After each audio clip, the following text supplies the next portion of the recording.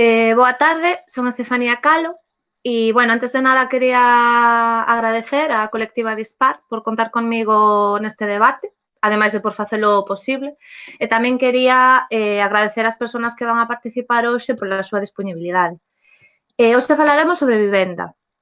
Neste momento, no que a maior parte da poboación está confinada e no que a nosa casa, a vivenda, se converte no noso mundo, no noso universo, son 4 paredes nas que desarrollamos toda a nosa vida, toda a nosa actividade. Neste momento, as condicións nas que vivimos tórnanse se cadra todavía máis importantes. Temos espacio suficiente, temos o equipamento necesario, temos un balcón ou unha terraza para poder que nos dé ao aire e poder ver a luz do sol, ou o que é todavía máis apremiante, podemos pagar e manter a nosa vivenda. Neste sentido, podemos facer unha lectura de clase do que está a acontecer. A vivenda é unha necesidade básica e un dereito fundamental consagrado en diferentes textos, como a Declaración dos Dereitos Humanos e a Constitución de España, que no seu artigo 47 di: todos os españois teñen dereito a gozar dunha vivenda digna e axeitada. Os poderes públicos promoverán as condicións necesarias e establecerán as normas pertinentes para facer efectivo este dereito, regulando a utilización do solo de acordo co interese xeral para que se impida a especulación. Bueno, isto que o di a Constitución. Pero a vivenda tamén se converteu nunha mercadoría, un ben de consumo que require unha das maiores inversións dos fogares. En España, a importancia da vivenda como mercadoría relaciónase con varios feitos, como o peso que ten, como o peso da construción residencial no cálculo do PIB ou no emprego, ademais de que é unha inversión que capitaliza as rendas familiares. Por eso, o sistema residencial se desenvolveu principalmente como un negocio. Converteuse a vivenda nun obxecto de mercantilización vulnerable aos cambios do mercado financiero, aos modelos de regulación social, ás crises de acumulación do capital e ás crises como as que estamos a vivir neste momento. Produceuse un deterioro da cultura residencial onde prima a concepción da vivenda como mercadoría, en detrimento do seu status como dereito universal. Por norma xeral, o dereito a extraer as rendas das propiedades inmobiliarias parece prevalecer sobre o dereito das persoas a ter unha vivenda digna. Así, nos últimos lustros, asistimos a unha serie de burbullas inmobiliarias que, combinados con outros procesos económicos, levaron a crises hipotecarias e de alugueiros e, finalmente, a expulsión de moitas persoas das súas vivendas. Contra esta realidade, algúns colectivos comezaron a mobilizarse empregando diferentes ferramentas legais e sindicais, xerando o discurso en defensa do dereito á vivenda e parando desafiuzamentos. Tamén, dende o ámbito da cooperación, estáse a reflexionar sobre a vivenda, trascendendo a dimensión do mero dereito e situándoa no centro dunha forma nova de vida, dun novo proxecto de vida colectiva, criticando os modos actuais que hai de vivir a cidade. Desto reflexionaremos hoxe, da vivenda como dereito e mercadoría nun contexto particular de confinamento e da súa potencialidade como ferramenta emancipadora. A continuación, vou dar palabra ás persoas que van a falar desta problemática para que se presenten e despois empezaremos cunha serie de preguntas. Daisa, por favor. Hola, buenas tardes. Bueno, yo soy Yaiza, tengo 25 años, llevo 7 años viviendo en Coruña y, bueno, me vine a estudiar aquí la carrera y aquí sigo de momento. Entonces, bueno, yo pertenezco al GAN de Vivienda, al grupo de apoyo mutuo de vivienda de aquí de Coruña, y que estos grupos de apoyo surgieron de forma espontánea en respuesta a esta situación de alarma que ha generado el COVID-19.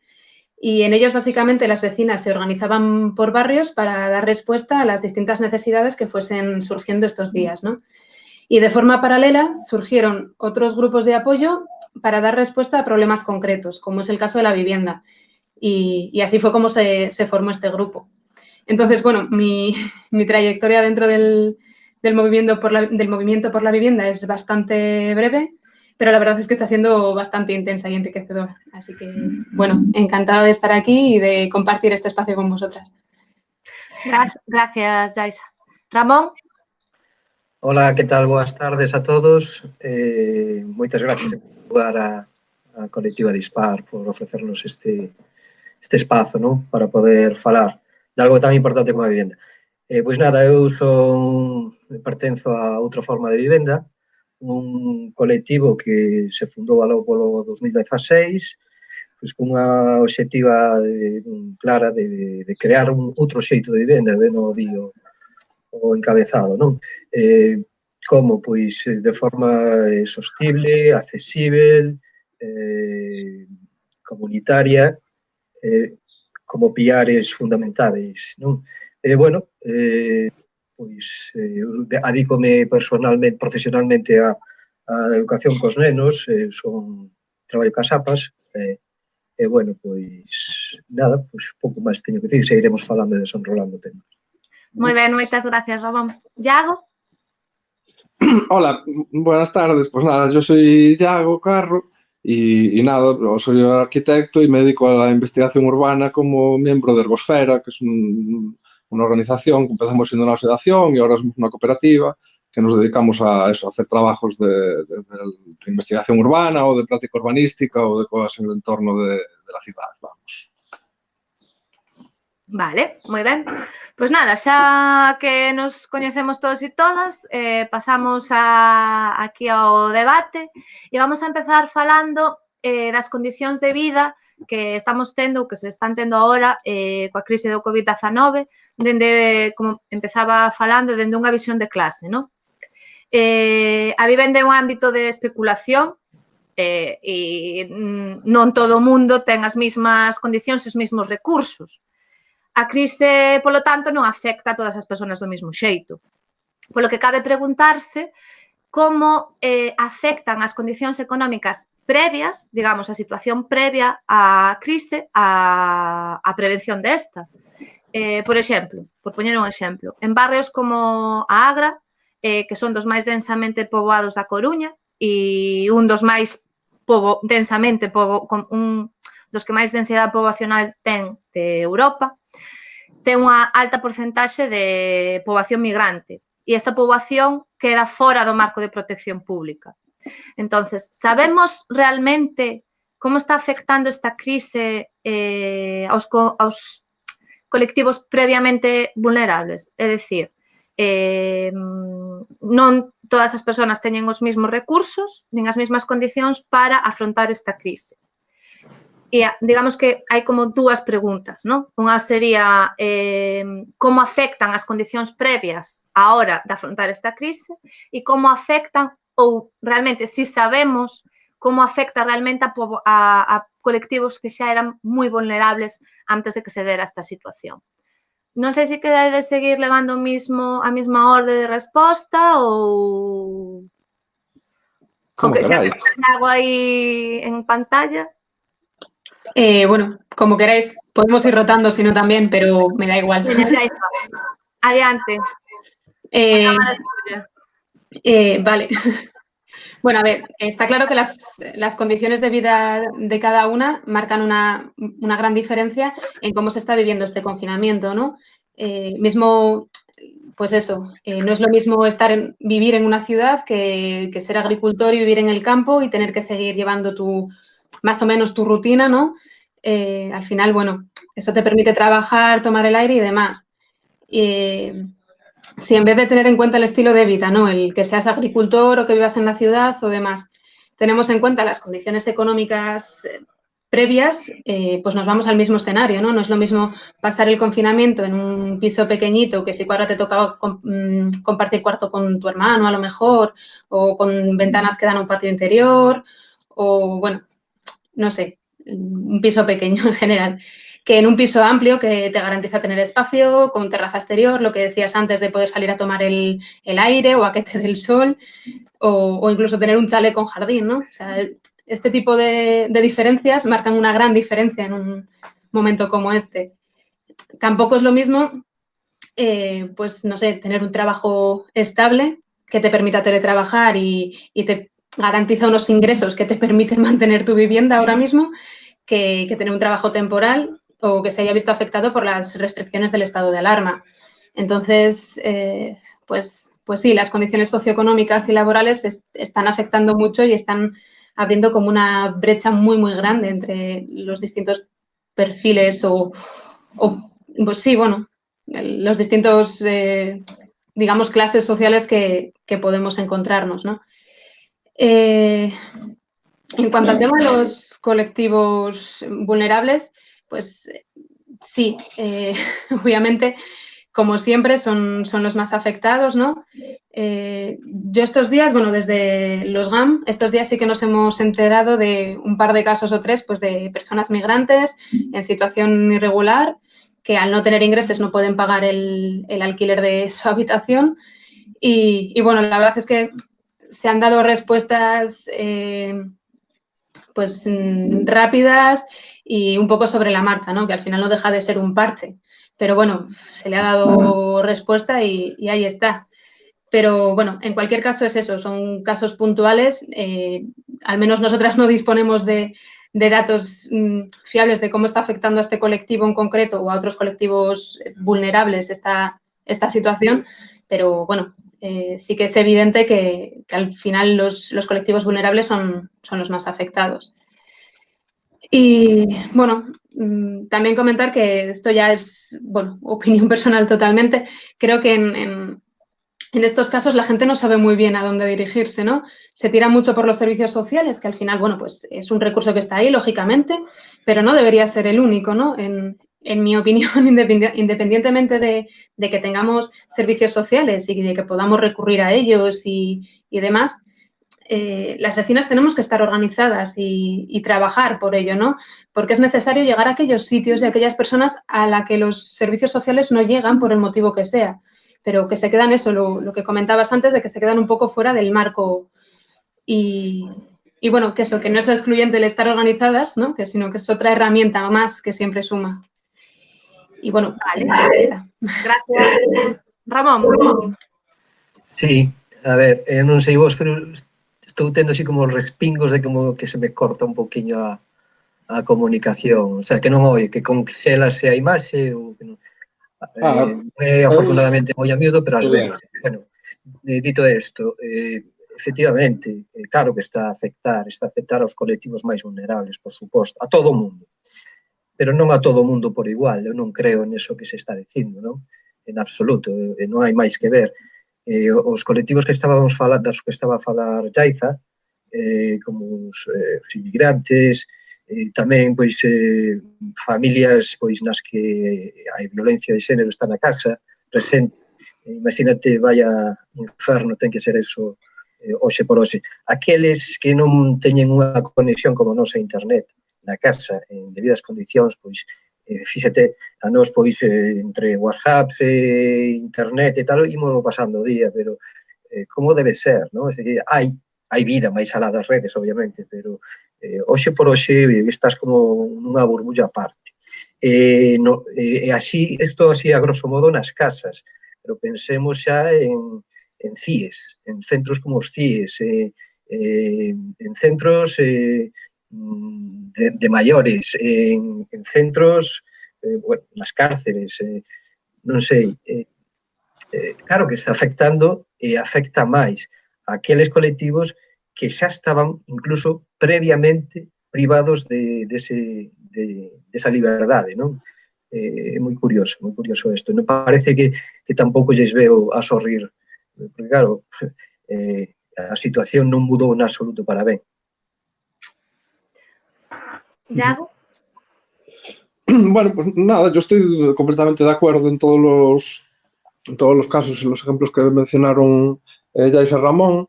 Y así por apuntar a mayores, pues a ver, a mí una de las cosas que me sorprendió fue entender o reentender la capacidad del espacio público como un elemento que no solo era donde acontecía, digamos, pues toda la vida urbana y todo aquello que llevamos tiempo estudiando, sino que tenía un papel reequilibrador absolutamente fundamental. Es decir, en cuanto la vida se recluyó a la vivienda, saltó a la vista por completo que el espacio público estaba cumpliendo un papel redistribuidor que hacía que que la sociedad fuera más igualitaria. Vamos, tío, que en cuanto se reduce eso, las diferencias, como estaban comentando antes, lo que hemos vivido en este mes y 2 días de confinamiento es que hemos visto que se maximalizan, que en un contexto de reclusión, todos los sistemas redistributivos que funcionaban en la sociedad de repente desaparecen y la gente pues está completamente expuesta a aquellas diferencias que, como decías en la introducción, pues solemos estudiar desde el punto de vista de las diferencias de clase, que son los que acaban teniendo finalmente pues esas repercusiones en lo material, en el tamaño, en la forma, en las cualidades de las viviendas, ¿no? Por otra parte, pues eso, lo que hablabas de, por ejemplo, casos como los del Agra, ¿no? Esa densidad del Agra, ese tipo de vida urbana del Agra, que todos reconocíamos ya previamente, pues también hacen que sea pues precisamente el barrio que ha acabado siendo protagonista en el programa Ana Rosa, como si tuviera que ir la policía allí a tomar ese barrio porque era un barrio indisciplinado, cuando según la gente que ha estudiado las estadísticas no tiene para nada ningún tipo de grado mayor de delincuencia o de que la gente salte el confinamiento y nada así que otros muchos barrios, pero se tomó como ejemplo porque evidentemente es el barrio que hay que tomar como ejemplo en una ciudad como Coruña, de que pueden pasar estas cosas, ¿no? Después, eso, cuando más referido al tema de los colectivos vulnerables, pues ya han mencionado casi todos, eso, hemos visto en los últimos tiempos que no solo han surgido pues, aquellos referidos a la vivienda que teníamos más interiorizados, como los 4 asentamientos precarios o que siguen habitados en la actualidad, sino que también aparecían nuevas versiones de infraviviendas como las que aparecieron en La Zapateira, que estudiaron el colectivo Anomias estos últimos años y que hoy por hoy pues era gente que pasaba muy poco tiempo en esa vivienda, utilizaban principalmente para dormir, porque esas viviendas eran sitios donde solo había una cama y una micrococina y nada más. Quiero decir, que estaban completamente dependientes, formaban parte de su vida, no solo la vivienda, sino la universidad, donde pasaban la mayor parte del tiempo, los bares donde pasaban su ocio, etcétera. De repente se ven recluidos en un espacio de 12 metros cuadrados, gente que para nada nos entraría dentro de los cánones de la pobreza más absoluta, sino gente normal que tenía acomodado ese modo de vida en ese tipo de infraviviendas, ¿no?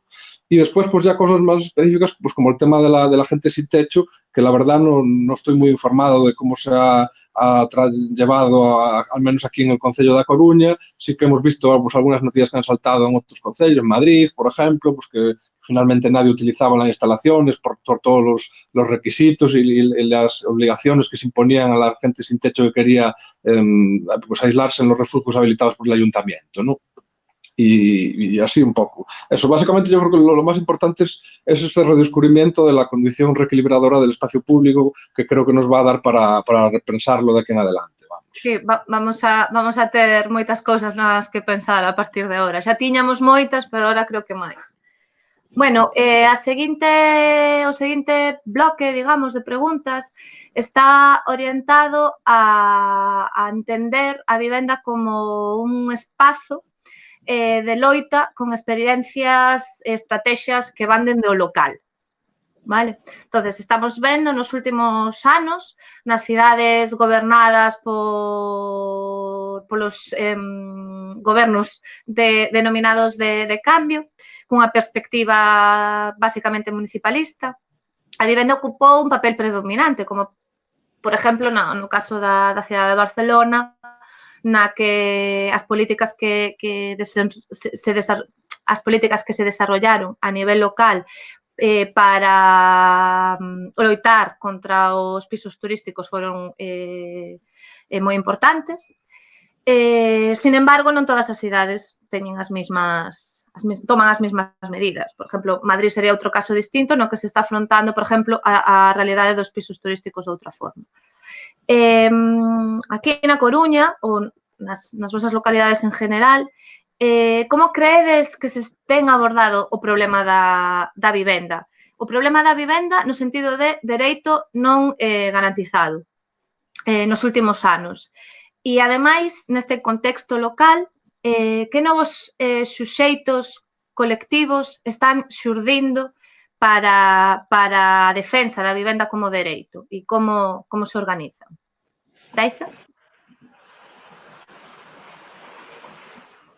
Bueno, vale, empiezo yo, pero ojo, estaría bien rotar de vez en cuando por no... Pois rotamos. No tengo problema, pero es por... Jolín, No, sí. porque, no sé, por no pisar siempre los argumentos o no sé. Bueno, Tens razón.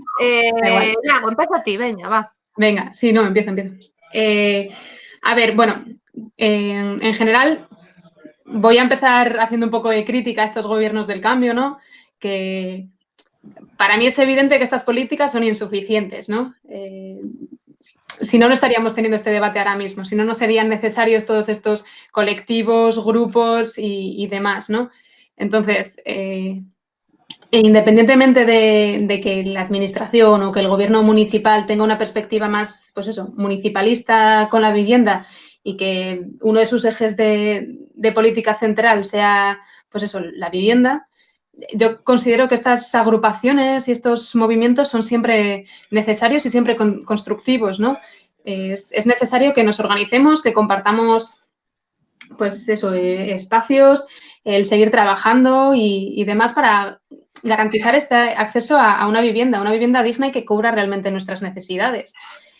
Bien es cierto que cuanto más mejor, que cuantas más medidas se tomen desde el gobierno para facilitar esto y mejorar el acceso a la vivienda, pues por supuesto mejor, pero considero que no es excluyente, ¿no? Que nosotras pues decíamos seguir trabajando por nuestra cuenta y seguir, digamos, presionando un poco de no está siendo suficiente lo que estáis haciendo. Bueno, la verdad es que me he perdido un poco con todo lo que has dicho.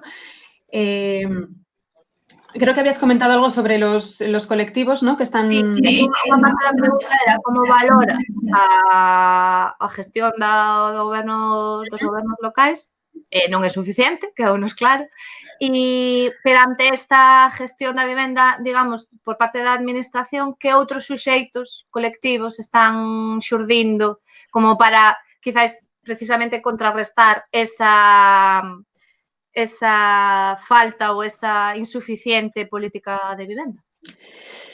Vale, bueno, pues en cuanto a los colectivos, bueno, ya comenté antes brevemente, ¿no? Cómo están surgiendo estos grupos de apoyo, que me está pareciendo algo fascinante, ¿no? El cómo van naciendo y avanzando y progresando y creciendo, está siendo muy, muy bonito verlo.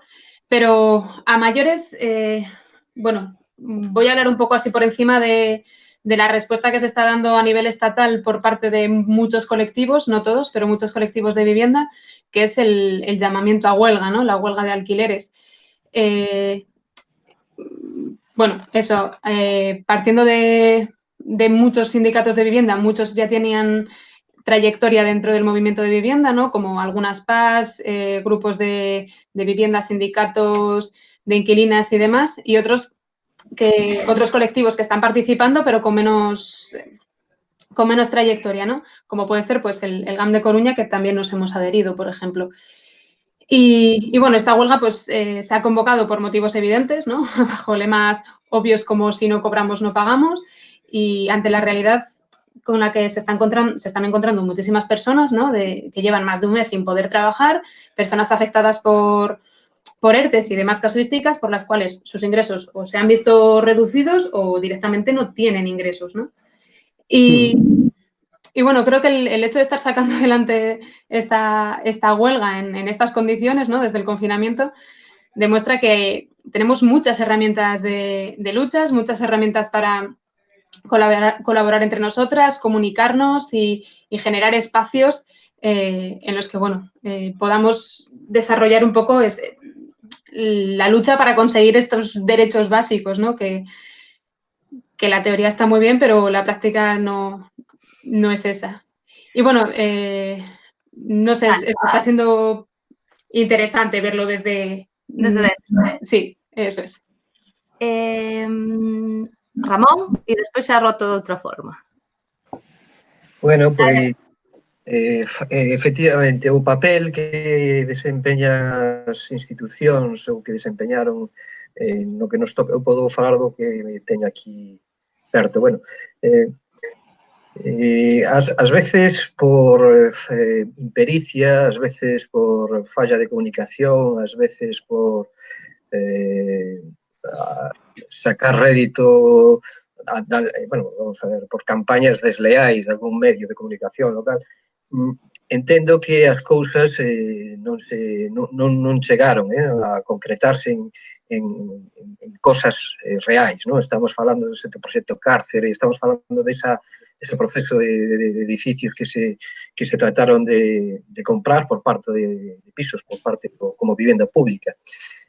Ese o mesmo a casa que tiñan pensado facer unha entidade privada para dar refuxio a persoas indixentes en Meirís, que, bueno, prácticamente que tiveron que sair correndo, non? Pola presión veciñal, non nos enganemos nese sentido. Bueno, supoñían que ian traer máis perigo, máis desorden á zona, e por eso reaccionaron non dese xeito. Bueno, non podo falar mal, eu dende o punto de vista como asociación que somos en vías de cooperativa de outra forma de vivenda, porque nos reunímonos coa Consellería de Urbanismo en varias ocasións, bueno, que colaboraron con nós na realización desas xornadas na que estiveches ti tamén, Estefanía. Bueno, puxéronos toda clase de facilidades. Digo, suficientes? Probablemente non. Algo máis do que viñeron facendo os anteriores gobernos? Eu penso que sí. De feito, agora mesmo, co cambio institucional, notamos que como que baixou un pouco ese pulo, non? É dicir, non se fixo gran cousa, pódense facer máis, pero que estamos nun camiño diferente. Pódense facer a partir de agora cousas, surden grupos. Bueno, sí, van surdir, están surdidos, surdiron os stop de desafizamentos, surdiron grupos como Noso, e máis, que agora mesmo non lembro, pero sí, surdiron e surdirán. Probablemente a ocasión é boa. Agora mesmo a situación o que se están poñendo con alugueiros que se están a xente que ten problemas para chegar a fin de mes, que se está sufragando un poquinho estes sí, estánse facendo cousas, pero son partes, non? O que a ocasión é boa para establecer un grupo de traballo no que teñamos en conta a todos os colectivos implicados, a privado, o público, o movimento civil, a sociedade civil, e unha vez coordinando políticas, sería bo, estou falando un pouco en desexos, a partir de aí, pois tratar de consultar coa poboación, non? Todo o que os acordos aos que se cheguen, as cousas que saien deses grupos de traballo, sempre contar coa posición coa visión da xente. E, bueno, pouco máis teño que dicir. Seguramente, se non estaría xa meténdome en terreos de outros bloques, me parece. Sí, creo que sí. Iago? Bueno, pues a ver, con respecto a los movimientos, sí que es cierto que eso, en la historia reciente han aparecido diferentes colectivos que respondían a problemáticas generales de la población, pero particulares, en el sentido de que pues, el reto de Stop Desahucios pues, era diferente a la gente del Viña Non se vende, el del Viña Non se vende era diferente a los GAM de ahora de vivienda, o los intentos de montar el sindicato de inquilinos para alquiler también es una cosa. Todo esto dentro de un proceso que ya va para 15 años, al menos desde 2006, de cuando empiezan las manifestaciones de V de Vivienda y de la Plataforma por una Vivienda Digna, etc. O sea, es como una cosa de muy largo recorrido que se han ido montando diferentes movimientos sociales que respondían a algún tema determinado y que ahora, pues justo antes de esta cuestión de la pandemia y el confinamiento, pues sí que parecía que estaba en un momento de bastante presión y de cogida de fuerza, pues de los sindicatos del alquiler, ¿no? Últimamente. No aquí en Galicia, que quizás aún hubiera una masa crítica diferente, pero al menos sí en Madrid y Barcelona parecía que tanto su producción analítica e investigadora como su capacidad de estructuración social había llegado ya a un momento de escala. Oye, pues que existía un cierto diálogo entre ellos y los gobiernos a nivel del Estado, por ejemplo, ¿no? Yo creo que un poco lo que habría que conseguir es, de alguna manera, inercias que fueran capaces de estructurar a todos estos diferentes movimientos y aunar sus fuerzas, quiero decir, que se entiendan luchas como muy concretas como el Viña non se vende, como una lucha por la vivienda de la misma intensidad que la que podemos tener otras personas de otras generaciones completamente diferentes con respecto al alquiler, o pues la gente cuyas viviendas están amenazadas por el Plan General, por ejemplo, que también es una lucha por la vivienda, o por supuesto el tema de los desahucios o cualquier otra cosa, ¿no? Quiero decir que la huelga del alquiler, por ejemplo, que es una idea maravillosa, pero que estaba muy bien explicada cuando se ponían esas bueno, metáforas visuales, un poco cuando se estaba hablando tanto de la curva de contagios y se utilizaba la misma gráfica para hablar de las posibilidades de éxito de la huelga de vivienda, ¿no? En plan, si la curva era muy baja, la capacidad del Estado para reprimir una huelga de esa intensidad pues era sobradamente conocida, y sin embargo, si la curva era muy alta, pues el Estado no tenía capacidad para ello, ¿no? Lograr esa curva tan alta, yo creo que es lo que está muy lejos para una lucha específica como la del alquiler ahora mismo, salvo en grandes ciudades como Madrid y Barcelona, ¿no? Sin embargo, si fuera una lucha por la vivienda de un aspecto más amplio, pues estoy seguro que muchos otros colectivos a lo mejor se pudieran reconocerse. Pero por otra parte también está claro que aunque estas cosas pues ya las han dicho miles de personas, esta necesidad de unión entre diferentes movimientos y tal, la cuestión es que al final las voluntades individuales y que acaban generando colectivos y fuerza común, pues los seres humanos somos capaces de agruparnos para cosas que normalmente nos atañen mucho, y por eso pues aparecen estos diferentes colectivos, cada uno para su tema, ¿no? Si esta ocasión pues de alguna manera es capaz de generar un marco común que nos iguala a todos en ese tema, pues ya sería algo muy positivo que habría pasado con esto, ¿no? Supongo que será una de esas cosas que deberíamos fomentar, vamos, escribiendo este relato como unificador de todas esas luchas por la vivienda un poco disgregadas, pero que a lo mejor pues sí que se han magnificado más en este momento de confinamiento, ¿no? Vale, gracias. Pois un pouco, como xa tiña aquí varias preguntas que xa respondestedes no voso discurso de agora, por concretar un pouco, por por concretar, como a nivel estes movementos sociais, xa falou Yaiza das GAME, como un pouco se están organizando agora mesmo. Como valorades esa colaboración? Hai colaboración entre os movementos sociais?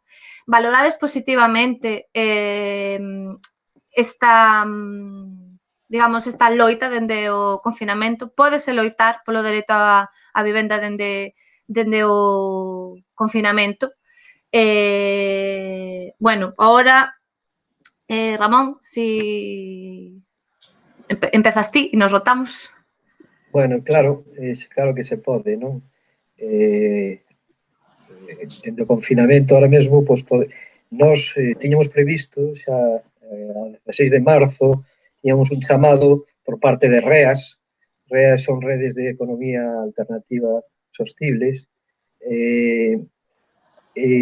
Tiñamos un chamado para facer causa común, no noso, neste caso, no tema da cesión de uso, acceso a vivenda de cesión de uso, facer causa común en 3 eixos fundamentais a nivel nacional, todos os grupos, que son, pois, por un lado, facer máis pulo da causa política, non? O sea, que se sustancie máis que se dé máis pulo ao tema político a nivel das corporacións, tanto locais como autonómicas como estatais, e tamén no tema, outro eixo fundamental sería o das finanzas.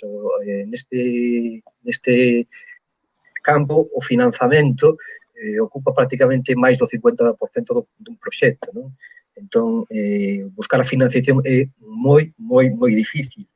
E, por outra parte, facer desto algo, unha dimensión transversal, non? Ou seja, que atravese a sociedade un pouquiño e que empodere a cada quen dende a súa casa.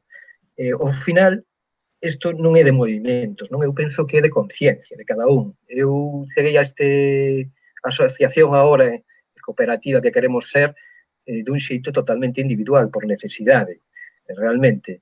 Eu teño traballado en movimentos sociais de barrio e demais, pero isto é unha necesidade de vivenda, non? Eu vivo de alugueiro, vivo na miña casa, con a miña familia, somos 4 personas, vimos alugueiro e temos a espada de Damocles de que un día ou outro isto se ven o caseiro e sería hasta logo. Non é un dereito, realmente está moi ben escrito na Constitución, é unha mercancía a vivenda. Realmente compórtanse moita xente coa vivenda como eso, como unha mercancía, non? Para completar algúns o seu a súa asignación, xente que non, os grupos, os fondos de inversión que especulan coa vivenda, aínda que seña de protección oficial, bueno, en fin, unha infinidade de cousas. Quero deixar falar un pouco a mis compañeros porque creo que me vou un pouco de... Diago. Bueno, a ver, por ejemplo, esto es como muy tremendo, porque se puede ver desde un punto de vista súper pesimista si se atiende un poco a las medidas, por ejemplo, que ha tomado el gobierno, ¿no? Que un momento en el que, bueno, de alguna manera toda la sociedad asumimos que todos los sectores productivos iban a perder algo, la economía productiva industrial, desde luego, iba a perder, la economía de los servicios iba a perder muchísimo, la cultura iba a perder muchísimo, todos los tipos de economía iban a perder muchísimo. Y, sin embargo, dentro de una estrategia que no es lo peor que nos podríamos haber comido, porque evidentemente con otros gobiernos nos podríamos haber comido cosas muchísimo peores, pero dentro de la estrategia de vivienda de este gobierno, finalmente el único sector productivo que no va a perder nada con esto es el rentismo. O sea, la gente que alquila cosas son los únicos a los que por unos vericuetos legales u otros se les ha asegurado que no van a perder nada. A lo sumo van a cobrar más tarde, pero van a tener que cobrar todo, como no van a hacer ni autónomos, ni pymes, ni empresas, ni el Estado, ni nadie. Todo el mundo va a perder. Sin embargo, a ellos parece que es como el único intocable, ¿no? Lo cual, bueno, es bastante explicativo de por qué en ese momento, como decíamos antes, pues justo antes del confinamiento, pues el movimiento por el alquiler era uno de los más contundentes en el Estado, ¿no? Porque realmente es un absoluto latrocinio lo que está pasando con la vivienda a nivel de... No hablamos, nos vamos a meter ahora en el tema de las SOCIMIs ni en todos estos delirios financieros, ¿no? Por otra parte, cuando hablabas del tema de la diferencia entre la lucha del confinamiento y tal, sí que es cierto que hay acciones como la de la huelga, que sí que se han podido intentar llevar a cabo, veremos lo que sale de ahí, pero desde este momento, ¿no? Pero sí que hay otras que yo creo que más que nada este momento va a ser de pensar, de estudiar, de, como decíamos, de darnos cuenta de muchas cosas que incluso gente que llevábamos tiempo dedicados a un tema específico, esto nos ha puesto delante de la cara realidades que era imposible que viéramos sin este momento de confinamiento. Cuestiones como que todo tiene que ver con todo, ¿no? Cuando hablamos del tema de la digitalización que hablabas antes, pues ese es un tema tremendo, todo el tema del globo, del delivery y todas estas cosas, de las compras por internet, va a tener un cambio exponencial. Y eso, por ejemplo, está directamente relacionado con la vida urbana de las ciudades, por ejemplo, ¿no? Con su capacidad para ser eso que decíamos de un sitio que redistribuye riqueza entre todos los ciudadanos y nos iguala más, ¿no?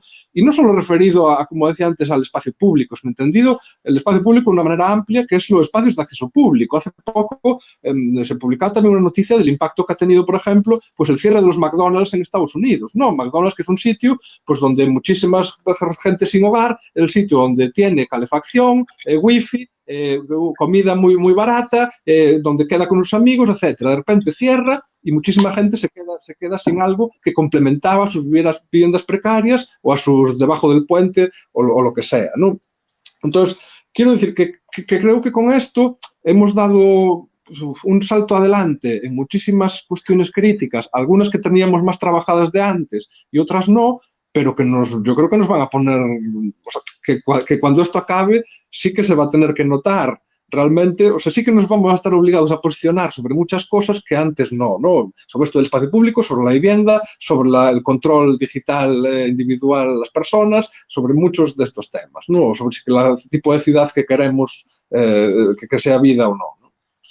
Iago acaba de sacar un tema, unha cuestión que é un pouco as respostas que estaba tamén que iba a preguntar por ler ahora, pero xa, bueno, xa que lo introduciu, o das respostas institucionais, non? As medidas que está tomando as institucións a diferentes niveis sobre a crise sobre a vivenda en relación á crise do COVID. No, tamén quería saber un pouco como valorades, aparte de como valorades o traballo de loita no confinamento, como se valora ou que pensades das medidas que se están tomando a nivel de vivenda para afrontar esta crise. E se vos ocurre algunha alternativa. O sea, que fan os movementos, que fai a institución? Hai algo máis que se poda facer? Iago xa contestou a todo, así que ahora sería, a non ser que queras apuntar algo máis, Iago, de algo que se te ocurra, algunha medida milagrosa que se te ocurra. A ver, yo creo que el tema del alquiler en este sentido es básico, quiero decir, al tema de las hipotecas, bueno, pues se les ha puesto una moratoria y bien. Ahora, el alquiler, como digo, yo creo que políticamente, o sea, no acabo de entender, porque como siempre, este es un tema sobre el que no existen una gran cantidad de datos con los que podamos trabajar, y de hecho eso es uno de los grandes problemas del mundo del alquiler, ¿no? Que muchas administraciones públicas pues aún se guían por los datos de Idealista y cosas así, ¿no? Entonces, eso es un tema tan difuso que parece difícil, pero en principio no parece descabellado pensar que serían medidas con una aceptación social en términos de partidos políticos importante. El simplemente plantear que los rentistas tienen que perder igual que pierden el resto de ciudadanos. O sea, es que es algo que parece que cae de cajón. ¿Por qué un gobierno como el del PSOE y Unidas Podemos no pueden hacer algo por eso? Es decir, si son capaces de controlarnos por todo, y realmente antes de que vayan a implementar todos los puntos de control que nos llevan un mes amenazando que van a implementar, ya había suficientes medidas de control para diferenciar si un pequeño propietario es eso que nos quería vender la ministra Calviño, de que la propietaria es una pequeña anciana que utiliza para complementar su pensión, es alquiler. Bueno, pues los datos de Hacienda y del Ministerio de Economía saben perfectamente cuántos propietarios están en esa situación y cuánto es el porcentaje de propietarios. Si no se quiere aplicar, tiene que haber algún motivo, algún tipo de presión o algo que por alguna razón no nos explican. Pues hay que obligarles a que lo expliquen, que tomen medidas, vamos. Yaiza. Bueno, yo lo primero, darle la razón a Iago prácticamente en todo, ¿no? Muy de acuerdo con lo que has dicho y empezar diciendo que soy consciente de lo que decías, ¿no? De que, jolín, que con otro gobierno esto igual sería bastante peor, ¿no? Que de lo malo nos ha tocado con este, que alguna medida por lo menos como que finge tomar, ¿no? Entonces, bueno, supongo que eso es algo por lo que dar gracias, entiendo, no lo sé. En cuanto a las medidas, pues bueno, estaremos todas de acuerdo en que son insuficientes y que no sé, es que es intolerable que las personas mayormente afectadas por la crisis tengan que seguir pagando los alquileres ahora mismo, ¿no? El gobierno con estas medidas ha lanzado un mensaje y es que aunque la economía se derrumbe y no esté cobrando nadie, los alquileres se deben seguir cobrando y al mismo precio, que es absurdo, ¿no? Además, pues eso, la medida de los microcréditos, ¿no? Que es otra medida que tomaron, supone que mientras eso, que la gente se endeude y además el gobierno aumente también la deuda pública para permitir que el mercado inmobiliario salga intacto de todo esto, ¿no? De esta crisis. Cuando a todas las demás se nos está pidiendo arrimar el hombro, hacer una serie de sacrificios y demás, el mercado inmobiliario va a salir intacto totalmente, ¿no? Y bueno, lo que decía Iago también, que la mayor excusa para justificar estas medidas se ha basado en que, bueno, dicen que la mayoría de los arrendadores son personas que dependen de esos ingresos, ¿no? Que necesitan esos ingresos para vivir o para pagar su residencia o lo que sea. Y la verdad es que no existe ninguna prueba de esto, ¿no? De hecho, las pocas cifras disponibles que, volviendo otra vez a lo que decía Iago, de que, jolín, hay muy poca transparencia dentro de este mercado y seguro que pueden dar datos reales de eso, pero la verdad es que hay muy poca transparencia. Y eso, los pocos datos que tenemos reflejan todo lo contrario, ¿no? Que los arrendadores ganan muchísimo, muchísimo dinero con el negocio de la vivienda. Entonces, bueno, hecha la crítica a las medidas que han tomado, ¿qué medidas propondría? Bueno, pues en primer lugar, entender la huelga como una herramienta para presionar al gobierno para que tome medidas decentes. Que por qué una huelga de alquileres, que antes también comentabas que si sumásemos fuerza, a lo mejor ampliando esa mira y no solo los alquileres y demás, pero es que la realidad ahora mismo es que es eso. Para las hipotecas sí que se han tomado una serie de medidas que también son pobres, pero son algo más aceptables, y para los alquileres no. Y bueno, puede que las condiciones para la huelga no sean las más apropiadas, pero desde luego era el momento, la necesidad llamaba a ello. Sí. Y bueno, eso, estoy totalmente de acuerdo con el tema de que habría que suspender los alquileres, ¿no? Que es el fin último de la huelga con todo esto, de que ahora mismo se suspendan, porque igual que todas estamos perdiendo dinero y a mí luego nadie me va a pagar, ¿no? En el caso de pagar más tarde, ¿no? Que era de que del mercado inmobiliario cobre más tarde, que era una de las medidas. A mí, después de esto, nadie me va a pagar más dinero para recuperar el dinero que he perdido en abril. ¿Por qué tengo que perder yo más dinero para pagar el mes de abril? Es que no tiene ningún sentido, ¿no? Entonces, para mí la única medida que cabe es la suspensión del alquiler y que pierdan dinero como vamos a perder todas en todo esto. Y ya está. Ramón, querías aportar algo máis? Porque como empezaste ti, despois eu ampliei a pregunta, non sei se queres decir algo máis do que se está dicindo. Temos 3 minutos para este bloque. En 3 minutos temos que acabar. Non se oe. Tes o micro apagado. Ahora me Ramón, escuchares. ahora Me escuchares, sí. Sí. Es decir, aquí todas as medidas que se están tomando a nivel do Estado, do local e do autonómico, son sempre mirando cara a un lado, non? Buscan atender a colectivos desfavorecidos ou demais. Eu tentaría, está ben agora como remedio, pero eu tentaría de que fora algo que atañese a toda a poboación, é dicir, pensar que non só existen dous modelos da vivenda, en propiedade ou un alugueiro. Hai máis modelos. Arrimo asco a miña sardiña.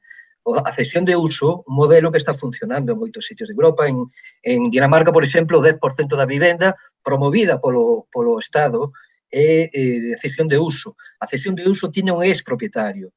Ti podes vivir con un contrato de 70, 80, 90 anos pagando unha cantidade xusta, que te permita vivir, que non te leve unha tallada forte do teu salario. Bueno, nós atopámonos de outra forma de vivenda, por exemplo, na legislación, estamos queréndonos facer como en cooperativa e temos verdadeiros atrancos no tema legislativo porque non está estipulado, non se recoñece a nosa esta posibilidade de acceder á vivenda. Por lo tanto, información á xente é fundamental de que existen outras formas de acceder á vivenda. Isto o deixo aí porque hai pouco tempo. Vale. Sí, moi boa puntualización a de Ramón agora, porque sempre falamos da vivenda en aluguer e a vivenda en propiedade, xa está, non hai máis. E realmente hai hai moitas máis posibilidades, moitas máis alternativas, unhas teñen xa anos e décadas, existen desde fai moito tempo, e outras empezan a aparecer agora, como resposta a esta problemática de acceso á vivenda. E aquí venme moi ben digamos, paso ao seguinte bloque, ¿no? Que ven a falar de como podemos pasar de falar da vivenda como un problema individual, é dicir, eu e o meu acceso á vivenda e como eu podo acceder á vivenda, a vivenda como unha posibilidade, unha oportunidade dun desenvolvemento en comunidade, que un pouco creo que era polo que viña aí falando Ramón, non? Isto é, máis alá da vivenda como un problema, na súa dimensión de dereito, non? O que estábamos falando de acceso á vivenda, nos últimos anos, diferentes colectivos están a reflexionar sobre a vivenda en termos positivos e como base para construir unha forma diferente de habitar e unha forma diferente de habitar a cidade, non? Entonces, pode a vivenda ser unha ferramenta para imaginar outra forma de vivir e outra forma de relacionarnos coa cidade? Rotundamente sí. Rotundamente sí, Estefanía. De feito, é un dos nosos piares. A forma na que estamos acostumados a vivir é pechados nos nosos nichos, non? Non temos relación en edificios de 9 plantas nas que hai, por poñer, esquerda e dereita, 18 vivendas ocupadas, prácticamente ás veces non hai nin relación ca xente, non? E curiosamente, neste estado de confinamento, ven ainda incluso a botar unha volta de tuerca máis a este aspecto, non?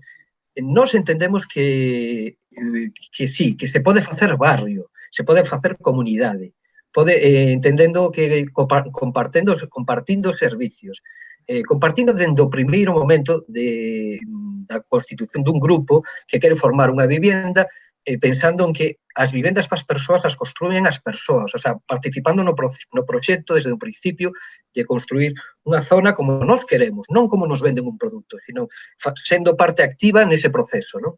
Nese proceso, pois, temos en conta todas as nosas inquedanzas, que nos gusta, que non nos gusta, e poñémolas en común. A partir de aí, dentro do colectivo, xa te digo, compartindo servicios, pois a cociña, a lavandería, salóns de relación de grupos, pois tamén facer barrio, por que non? Tratar de proxectar o noso proxecto ao barrio. É un modelo que de poucas, para que funcione, ten que ser dunhas vivendas moi limitadas, pero é un modelo replicable a todos os niveis. Insisto, neste caso é fundamental, sobre todo no tema do suelo, que aquí é realmente un problema moi grande, os costos do suelo, en todo o mundo, pero aquí especialmente, sería importante a legislación, a participación en políticas activas dos gobernos, non? Sexan a nivel local, autonómico ou estatal. É importante, non?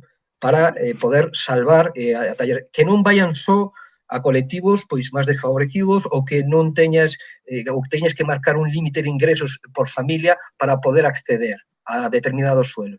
Hai que cambiar, hai que trocar esa visión e decir, podemos facer vida máis común, sí, por suposto, estamos demostrando os grupos de Yaiza, de apoio mutuo, de que por si iso parece que nos movemos por solidaridade cando a necesidade o precisa de nós. Non, creo que pódese facer transversalidade, que non facer guetos nos que casas residenciais onde viven só os anciais. Non, todo o contrario, facer algo máis democrático, unha aposta máis en común. Vou deixar outra vez, que senón eu emociono moito con estes temas, Estefanía. Eu polo menos non che estou a ver, non sei se o resto che está vendo. No. Védesme? No. No.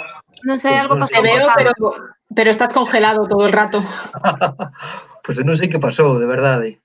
A ver, Pois agora cedo a palabra un pouco a Iago e mentras Iago fala a ver se reconectas aí coa cámara, Ramón, para vale. verte. Vale. Bueno, pues a ver, yo con respecto a esto, creo que sí que el tema que hablaba Ramón de la legislación Ahora quedouse Iago congelado. es fundamental a muchos sentidos, sí, pero ¿me escucháis o no? Quedástete congelado de sonido e de imagen. A ver, ahora, continúa. A veces cólgase. Joder. ¿Me escucháis ahora? Sí, ahora bien. Vale, pues eso, decía eso, que el tema de la legislación es fundamental, entendiendo la vivienda como algo muy amplio, que sí que es cierto lo que hablaba Ramón, de la cuestión de pasar a entender la vivienda no como un problema individual, sino colectivo, pero creo que en realidad pues, ambas cosas tienen su razón de ser en una cuestión compleja a nivel urbano y casi antropológico como es la vivienda, ¿no? En este sentido de la legislación está claro que hay modelos como el de cesión de uso, que es inexplicable que a estas alturas del año 2020 pues no haya habido aún políticos realmente ambiciosos que hayan querido transformar la legislación para facilitarlo al máximo. O sea, antes de tenerse que plantear siquiera el empezar a meter dinero público en algo como una política pública seria, está el tema de por lo menos faciliten a la población, que habrá gente interesada en que puedan ir tirando, ¿no? Creo que además a estas alturas ya vamos teniendo ejemplos, lo que pasa siempre, ¿no? Pero que en este caso creo que tampoco tiene por qué ser tanta la diferencia entre lo que pasa en Madrid y Barcelona y lo que pasa en una ciudad como Coruña, ¿no? Tanto la Borda en Barcelona como el colectivo Entre Patios en Madrid son dos experiencias de este tipo en el que las viviendas son diferentes no solo en estos términos de decisión de uso, sino en términos medioambientales, en términos sociales, en términos del papel de los futuros inquilinos en su construcción, en muchos términos, ¿no? Creo que es algo que está como básico. Pero es que hay que pensar que la legislación pues, no reconoce ni siquiera cuestiones como la autoconstrucción. Hay que pensar que nadie se ha planteado el tema de la ocupación para primera vivienda de necesidad, de cosas que lleven vacías 20 años. Hay que pensar que precisamente la legislación se ha planteado en términos gallegos como algo en contra del incrementalismo, o sea, de cargarte todo lo que han venido en llamar el feísmo, que son viviendas que van creciendo poco a poco según las necesidades de la gente, y se ha construido todo un apartaje legal para intentar negar hasta eso. Quiero decir, que para llegar a meter estas cosas ya de como más contemporáneas, nos podemos imaginar en qué punto estamos, ¿no? También las políticas públicas, evidentemente, pero que nos perdonen. Si por un momento habían confluido como dos consensos más o menos amplios en la sociedad. Uno era el tema de la necesidad de vivienda, la necesidad de que apareciera vivienda pública que fuera capaz de contrarrestar los precios de la vivienda privada, y por otra parte veíamos que había un grado de viviendas vacías importantísimo. Pues también parece increíble que a estas alturas pues no haya ningún gran jeque del aparataje estatal pues que haya intentado sumar 2 más 2 y ver de qué manera se podría financiar la compra pública de vivienda vacía en todas las ciudades del Estado. No entiendo por qué no ha aparecido ese tipo de figuras que sean capaces de plantear trabajos de investigación serios durante años sobre este tipo de posibilidades, que tendrá que haber muchas posibilidades de poder llevar a cabo proyectos de ese tipo, ¿no? Entonces, no sé, creo que hay muchos campos en los que desde lo más individual, desde el alquiler, compra, cesión de uso, desde eso, la titularidad del suelo, la gestión y todas estas cosas, muchos campos en los que seguir trabajando, claro, en los próximos años. Yaiza. Bueno, creo que lo han explicado todo bastante bien, ¿no? Estoy totalmente de acuerdo con que sí, que se puede hacer barrio, generar comunidad, ¿no? Y además creo que es necesario, y también la forma en que lo planteabas, ¿no? De nada de guetos, de que sea algo muy mixto, muy variado, ¿no? Nada de eso, de pues que se trate de solo de gente mayor o no. Cuanto más mixto y más diverso, pues mejor. También creo que el apoyo del gobierno en este caso es necesario, ¿no? Comentaba ya que cómo es posible que a estas alturas nadie haya apostado por esto, y así seguimos. Y bueno, también eso, estoy bastante a favor de pues, lo que se comentaba, ¿no? De contemplar la ocupación como alternativa habitacional, simplemente como, o sea, contemplarla, ¿no? De recuperar espacios vacíos que llevan muchísimo tiempo vacío y recuperarlo y habitarlo. No sé.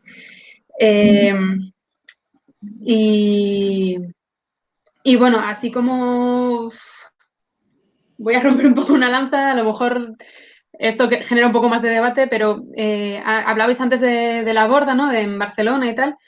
A mí ese tipo de proyectos, creo que también es un poco lo que trataba de mostrarnos Ramón y así, me parecen proyectos interesantísimos y la verdad que muy bonitos y muy necesarios, pero sí que se me queda quizá un pelín corto en el sentido de que, corregidme si me equivoco, pero creo que hay que hacer como una inversión inicial, ¿no? Y esa inversión inicial, una vez que te vas, se te devuelve. Pero este tipo de proyectos a mí me deja fuera a un montón de gente que no tiene la posibilidad de hacer esa inversión inicial. En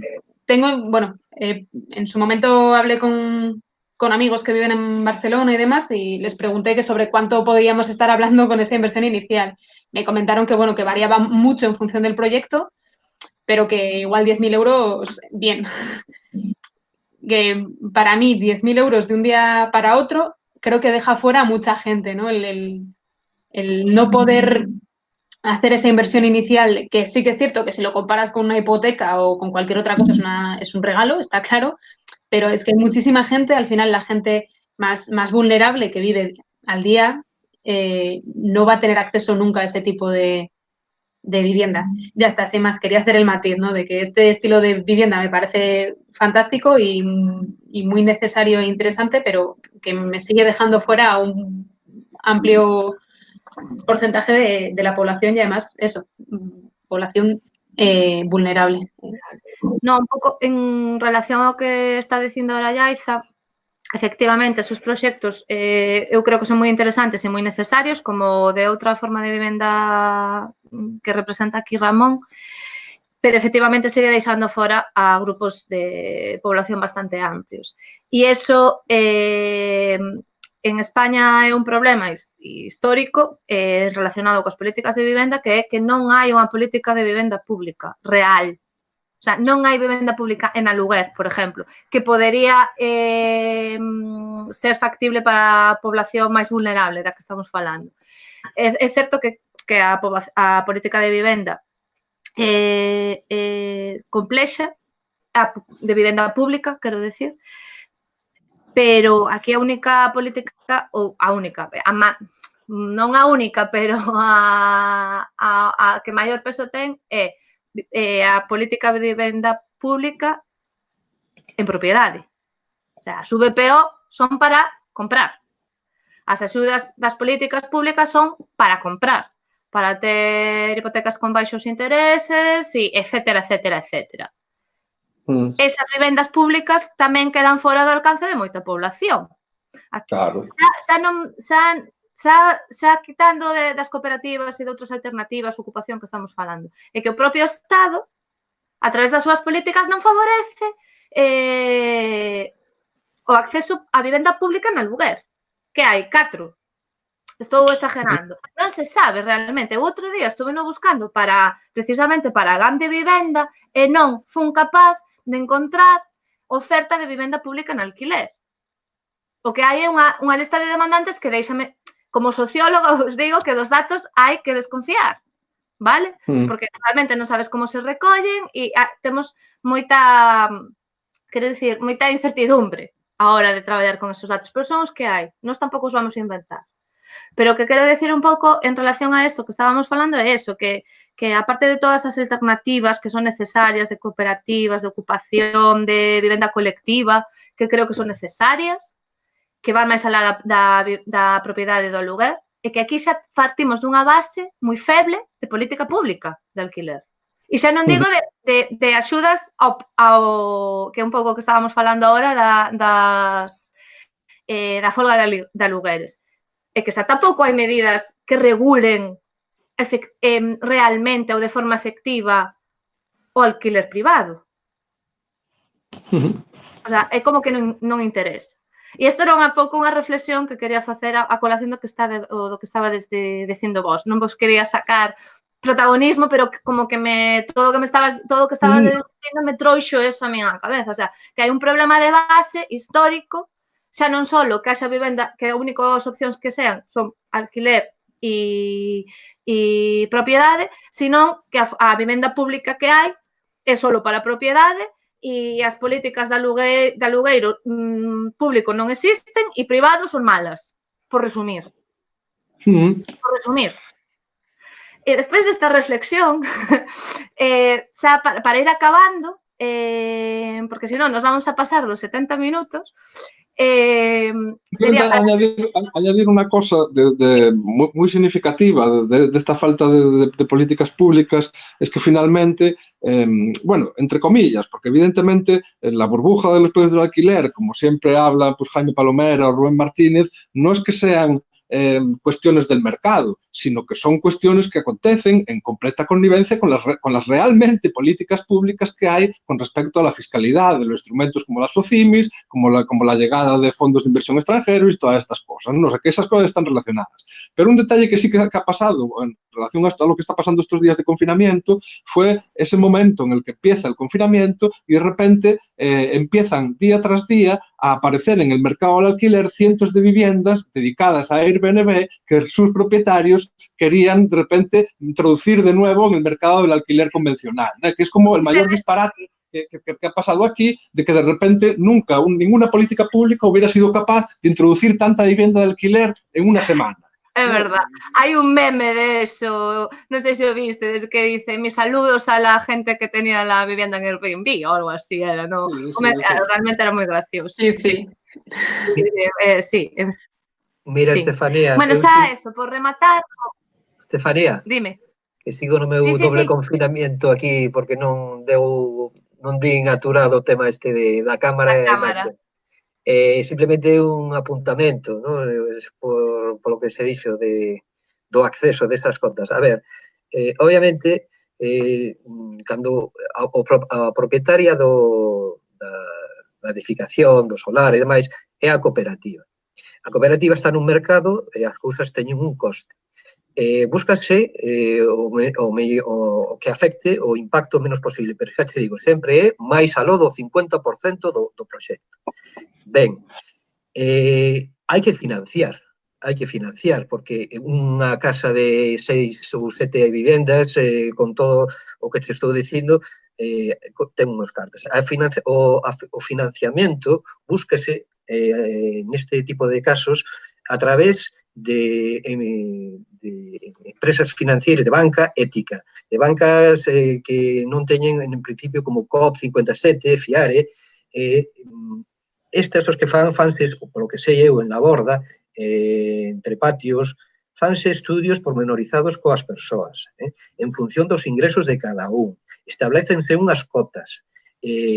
Non queda ninguén fora. Non é real iso que estás dicindo. O sea, podes querer ou non querer, pero as facilidades vanse a expoñer para que ti, dentro dos teus ingresos, dentro das túas posibilidades, podas ir aportando cantidades. Quería que deixar claro eso. Bueno, eu creo que cando falamos de que se quedaba xente fora estábamos pensando en colectivos vulnerables tipo migrantes que non teñen papeles ou, non sei, non sei, eu creo que sí queda algúns grupos máis vulnerables fora. Non falo de clase media baixa, sino de persoas que non poden nin sequera pagar esas cuotas que estén feitas a medida. Que son menos, pode ser, pero eu considero que aínda así, hai xente que se pode quedar fora, aínda que todo este regulado e calculado e que sea... A ver, é difícil, en este caso, tratar de a ver, o interese de que entre a meirande parte posible de xente. Claro. Obviamente, insisto, por exemplo, en la borda, precisamente os que acceden a este tipo de... non son precisamente xente que estea dentro dun rango amplio de o sea, decir, xente que digamos, que teña uns ingresos grandes. A ver, precisemos, primeiro lugar, de implantar como unha solución ao tema. Logo, vayamos mirando de incrementar e de coller a todo o posible. É dicir, que non hai ningún problema por deixar, neste caso, non hai ninguna intención de marginar. A mí, se mañan ven algunha xente, sexan de Ghana, de Liberia ou de Sudamérica, non vou ter ningún problema. A mí eso non me preocupa, ni na súa procedencia, ni seus ingresos. Home, claro. Isto non vai por aí, quero decir. O sea, é integrador, o proxecto é integrador completamente, non ten ese sesgo, que tratouse de introducir. Eu penso que non, que estamos equivocados. Perdona si en algún momento ha parecido que estaba dudando de la intencionalidad del proyecto. Para nada, estoy convencida de que no es la intención dejar fuera a nadie ni que tenéis ningún tipo de filón ni nada así. Pero sí que es verdad que... ¿Me oís? ¿Cómo soy yo? Sí, yo sí que te oímos a ti, ¿eh? Vaya. Ramón, ¿tú me oyes? Parece que no. Ramón se nos ha ido otra vez. Pobre Ramón, confinamiento. Bueno, Ramón, para cando escoitas isto, nin Yaiza nin eu estábamos... Claro, no estábamos cuestionando la intencionalidad, ni mucho menos, pero sí que es verdad que sigo creyendo que hay gente que se queda fuera. Es que hay muchísima gente que al final reduces mucho el marco de gente que se queda fuera, está claro. Pero sabes que tamén creo que hai moita xente que se queda fora porque non coñece este tipo de proxectos. Correcto, eso tamén. Aínda que se intenta e a intención é que espallala o máis posible, eu creo que hai xente que por recursos non pode chegar nin a información de que eso existe, ou que non saben nin que esa posibilidade existe. Que chegan aquí ou que viven aquí e dicen, aquí solo que me queda alquilar ou vivir bajo un puente. Non sei. Sí, pero a ver, la cuestión es que también, quiero decir, todas las experiencias que hay, viviendas en cesión de uso, que siempre son experiencias particulares, muy encuadradas en un territorio, o sea, precisamente por eso, ¿no? Porque son experiencias de construcción colectiva que no son abajo, sino al revés, ¿no? Entonces, realmente tampoco existe. No me escoito a ninguén. Sí, ahora te escuchamos un poco. Pero él a nos no, creo. No. Eso, que desde esos puntos particulares nadie está diciendo que ese sea el método para sustituir al resto. Quiero decir, evidentemente cualquier política de vivienda pública tiene que atender a todas estas formas de vivienda pública, desde la autoconstrucción hasta la compra de un producto acabado llave en mano, como estaban acostumbrados las generaciones precedentes a la nuestra, ¿no? Y dentro de todo ese rango, el problema es que, como decíais, pues se ha reducido todo a la compra o un alquiler abusivo. Ese es el problema, ¿no? Entonces, que se empiecen a meter cosas en la ecuación, tanto en puntos difusos intermedios de esos dos, como es la cesión de uso, o desde otros como la autoconstrucción, el incrementalismo, etcétera, etcétera, pues es positivo siempre, vamos. Yo también estoy de acuerdo en que en ningún momento me pareció que estuvierais poniendo en duda eso vosotras dos, vale. Vale. Ahora sí, vamos a cerrar, ¿vale? Con unha reflexión final, que sería que oportunidades creedes que podemos o que vamos a acabar de xeito positivo, ¿no? Que esta situación que estamos a vivir, que tipo de oportunidades ou que oportunidades nos pode deixar para construir outra forma de pensar a vivenda, outra forma tamén de pensar a cidade, porque ao final a vivenda e a cidade van da man, desde o meu punto de vista. Que outros futuros posibles nos pode deixar esta situación para cambiar concretamente a día de hoxe pois a cuestión da vivenda. Iago. Pues, a ver, eso, no sé, me cuesta verlo como una oportunidad más allá de lo que he venido repitiendo, ¿no? De la posibilidad que hemos tenido de poder visualizar en una carga de estrés completamente diferente a todos estos elementos que, pues, de diferentes perspectivas veníamos estudiando, ¿no? Ya sea la vivienda o la ciudad. Creo que el haber entendido esto, creo que nos va a dar otra perspectiva del cuidado o de la necesidad del espacio público como equilibrador, como decíamos, pero también creo que va a tener una influencia importante en las viviendas. Quiero decir, el hecho de que cuestiones como el buffer o el punto de contacto entre lo público y lo privado que representan las fachadas haya pasado de ser un plano bidimensional que simplemente casi tenía más valores estéticos que otra cosa a la hora de cualificarlos, y que de repente millones de personas hayamos empezado a experimentar esa cosa bidimensional en 3 dimensiones, en que se ha convertido en un espacio donde es el único sitio donde tenemos una mínima relación con el exterior, donde es un sitio donde por primera vez muchas personas están pasando no segundos de paso, sino minutos sentados o abriendo, aplaudiendo con los vecinos o siendo el maldito policía de balcón vigilando lo que pasa abajo, pero que de alguna manera esos espacios han tenido uso y mucha gente pues ha entendido que de repente no era algo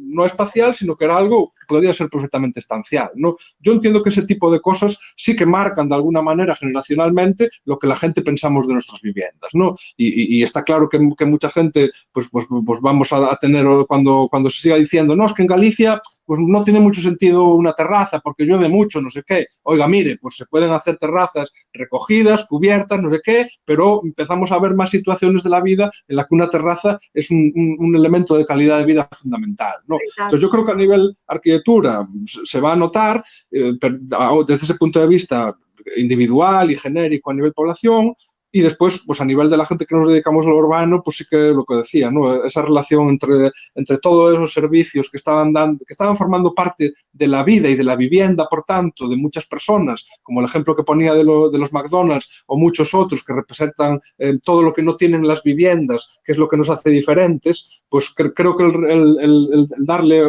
un punch a ese pensamiento va a ser importante a partir de ahora, sí. Muy bien. ¿Yaiza? Bueno, yo a mayores de lo que ha dicho Yago, que sí que es verdad que cuesta un poquito ver oportunidades en todo esto, pero si buscas algo encuentras, ¿no?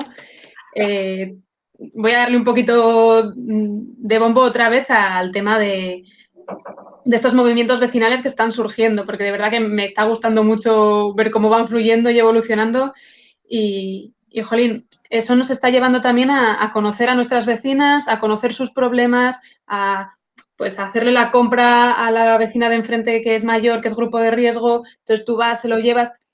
Es una persona con la que en mi vida hubiese hablado si no hubiese sido por esto, seguramente, ¿no? Entonces, yo creo que esto también nos está llevando un poquito a hacer un poco de barrio y de comunidad, ¿no? Un poco a la fuerza, pero bueno, por buscar oportunidades, yo creo que esta oportunidad, ¿no? A nivel vecinal está siendo bonita y yo creo que podemos estar creando una estructura que luego nos sirva en el futuro, una vez que acabe todo esto, ¿no? Pues seguir manteniendo esas relaciones, esos vínculos que hemos creado, ¿no? Y bueno, me parece una oportunidad a destacar en todo esto. Bueno, creo que perdimos definitivamente a Ramón. Parece que sí, sí. Xa non o vexo por ningún lado. É unha pena, nos quedamos en a súa reflexión final, pero, bueno, xa estamos xusto no tempo que nos pediron. Con isto xa acabamos o debate. Moitas gracias pola vosa participación. Creo que foi moi interesante.